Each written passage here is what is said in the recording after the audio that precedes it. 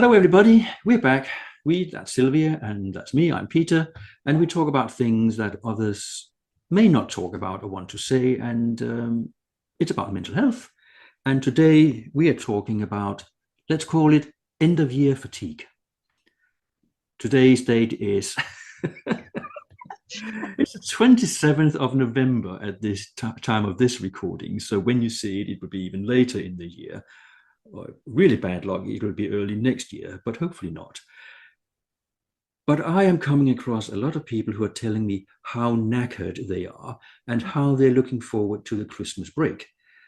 And mostly it is for work reasons that they really, really need a break from work. There's more to life than work. So end of year fatigue, I've had it as a student. I know that I have had a cold many Christmases, and I've seen my dad fall asleep many Christmases because now it was the time for body and mind to have that break, because in the diary, in the calendar, it says Christmas, public holidays, no work, no studying, well, certainly no exams and no classes, time for a break. And then it's as if the body just takes revenge and say, now we're really going for it. And you get a cold or whatever you get. What about you? Do you have end of year fatigue? No, not really. You're talking about the workplace and this winding down for the Christmas period. I was always, when I was in finance, I was always in the opposite end of that. As it got to the year end, things cranked up more and more and more. People want to get their deals through before the year end, get this stuff done before the year end. So when I was in the workplace, it was actually quite annoying sometimes. Other people, oh yeah, we're starting to wind down. Really? We're just cranking up. We'd be closing deals on Christmas Eve, and and if Christmas and Boxing Day falls on a weekday, you only have literally 2 days off. I've never taken more than the 2 days off at Christmas. I've never taken like from the 21st right the way through. I've always worked across Christmas. So I've never had that mentality, God, Christmas is for winding down and shutting off and all that stuff. But since I haven't worked in the city, and I suppose this year, interestingly though, Peter, this year there has, I don't know if I call it fatigue. This year, there's been a lot of things that have happened that for me unexpected, particularly work-wise, and quite serious disappointments in terms of things. Fatigue, perhaps for me at the moment, is wondering what I do next. We've touched on this before. Is all the effort I put in worth it? And perhaps that's where my sort of fatigue is coming in. Fatigue of keep trying, keep pushing, don't give up. Oh, this has happened. Bounce back. Think this through, process, plan. Sometimes I just go, hang on, I've just had enough. Can the world just stop and just give me a bit of a breather? So in that term, perhaps this year there is an element of fatigue for me, perhaps for the first time ever. And I don't like to admit it, but yes, I do feel a bit mentally tired of all the stuff that I do and not much return. I think that's where my fatigue at this year has come from. I know from some people I speak with that they have end of year fatigue in anticipation, because Christmas is looming, and who hosts Christmas, who cooks what, and how many people will turn up, and will they have a big fight, and will it be pleasant or will it be chaos like last year?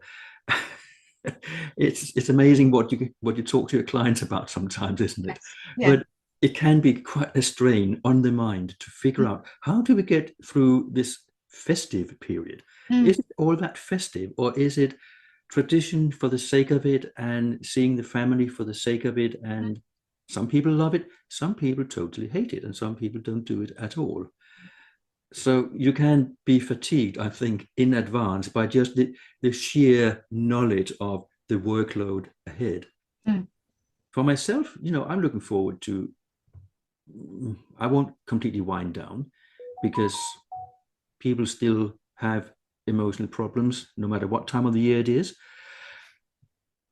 But I've had one of those personal years where everything went from, you know, early in the year, my mum died. Then we sold my parents' house, we being my brother and I. And then my dad died in October. And you've been poorly. And yeah, something called a kidney stone that all of a sudden appeared on the scene. So, all of this within, about 9 months of the year, it takes its toll. And I'm looking forward to going back to Denmark where I come from. So I've had a lot of unscheduled trips to Denmark. And it's been full on the personal side and at the same time working full time. Mm. So that's what you do when you're self-employed. You can't just take 3 weeks off and do nothing because there's no income for 3 weeks. So this has been a tough year, and I'm looking forward to having those slower days Mm. where you go for a walk, you just enjoy the birds or the falling leaves or the frost or whatever the case may be. I think there's the requirement for us all to rest. Hmm. However we find that, however we do that, is to rest. And I think it's also important for us all, and for me and for you, us all to recognise when we are tired, fatigued, when we need to rest. To raise our self-awareness to that when we need to rest.